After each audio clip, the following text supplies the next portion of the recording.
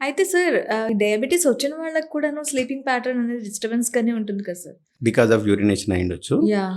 అది కూడా maybe initial స్టేజెస్‌లో ఉంటది మేడం. ఓకే. నాట్ ప్రోగ్రెసివ్‌గా అట్లా ఉండదు. ఈవెన్ అదే దృష్టిలో పెట్టుకొని గూడా నౌఎడేస్ డపాగ్లిఫ్లోజిన్ అని వన్ మెడికేషన్ వేర్ మీ షుగర్ కంట్రోల్ చేయడం అనేది త్రూ యూరిన్ నుంచి చేస్తది. త్రూ యూరిన్‌లోనే షుగర్ బయటికి పంపించేసి అది షుగర్ కంట్రోల్ చేస్తది. It's a very good drug.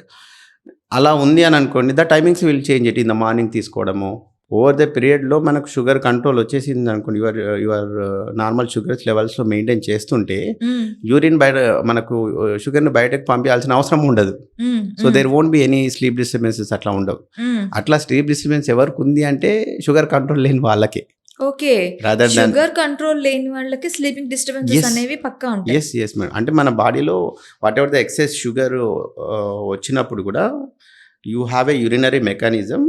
మనకు కొంత అమౌంట్ ఆఫ్ షుగర్ని యూరిన్‌లో నుంచి బయటికి పంపించేస్తది అనమాట.